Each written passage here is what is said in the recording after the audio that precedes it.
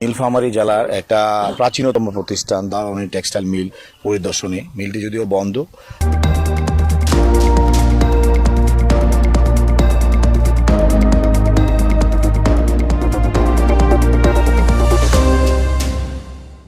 বর্তমান সরকার মাননীয় প্রধানমন্ত্রী জনাব তারেক রহমানের নেতৃত্বে আমরা আমাদের সরকারের এই সময়ের মধ্যেই আপনারা জানেন যে আমরা গত নির্বাচনে আমাদের নির্বাচনী ইশতেহারে এবং মাননীয় প্রধানমন্ত্রী নির্বাচনী কমিটমেন্ট ছিল যে সারা বাংলাদেশে যে সমস্ত প্রতিষ্ঠানগুলো বন্ধ আছে, বিশেষ করে আমাদের মন্ত্রণালয়ের টেক্সটাইল মিল বা জুট মিল, এইগুলো চালুর ব্যাপারে আমাদের যে কমিটমেন্ট ছিল সেই লক্ষ্যে আমরা কার্যক্রম শুরু করেছি।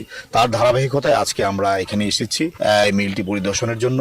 ইতিমধ্যে আপনাদের কাছে আমরা বলতে চাই, একটা সুখবর হলো এই মিলটিকে নিয়ে ইতিমধ্যে আমরা ইন্টারন্যাশনাল টেন্ডার আমরা আহ্বান করেছি এবং এটা মূল্যায়নের কাজ চলছে, অনেকটা প্রায় চূড়ান্ত পর্যায়ে আছে। আমরা একটা ভালো ইনভেস্টরও পেয়েছি এবং আশা করছি যে দ্রুত সময়ের মধ্যে, বিশেষ করে 2 থেকে 3 মাসের মধ্যেই আপনারা দেখতে পাবেন যে মিলটি একটা আবার সেই কর্মচাঞ্চল্যতা ফিরে আসবে, আবার এটা চালু হবে এবং এই এলাকার মানুষের মধ্যে কর্মসংস্থানের সৃষ্টি হবে আমরা আশা করছি। আমরা আসলে পিছনে যেতে চাই না, আমরা সামনে এগিয়ে যেতে চাই। সেই লক্ষ্যে আমাদের সরকারের মূল লক্ষ্যই হলো ইনভেস্টমেন্ট বাড়ানো, কর্মসংস্থান করা, আমাদের অর্থনৈতিক প্রাণচাঞ্চলতা আবার ফিরিয়ে আনা। যে স্থবিরতা আমরা গত 17 বছর লক্ষ্য করেছি প্রত্যেকটা সেক্টরে, আমরা এখান থেকে বের হয়ে আমরা মাননীয় প্রধানমন্ত্রী জনাব তারেক রহমানের নেতৃত্বে বাংলাদেশের মানুষের প্রত্যাশা যে বাংলাদেশ সেই জায়গায় যেতে চায়। এই কারণে সবচেয়ে বড় হলো আমাদের এই যে ইন্ডাস্ট্রিগুলো, শিল্পায়নের যে জায়গাগুলো আছে সেখানে যেগুলো বন্ধ হয়ে আছে এগুলো চালু করা, কর্মসংস্থান তৈরি করা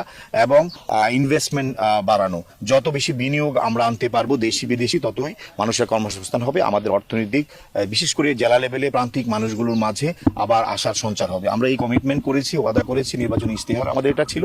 ইনশাআল্লাহ সেই লক্ষ্যে আমরা কাজ করেছি। রাজশাহীতে আমরা কয়েকটা প্রজেক্ট ভিজিট করেছি, দিনাজপুরে আমরা কাজ করেছি, আজকে নীলফামারীতে। পর্যায়ক্রমে সারা বাংলাদেশে বন্ধ মিলগুলো, বিশেষ করে পাট এবং বস্ত্র মন্ত্রণালয়ের অধীনস্থ টেক্সটাইল এবং জুট মিলগুলো আমরা পরিদর্শন করছি। পর্যায়ক্রমে দেশি বিদেশি বিনিয়োগকারী এনে আমরা এই ইন্ডাস্ট্রিগুলো চালু করার জন্য প্রক্রিয়া শুরু করেছি।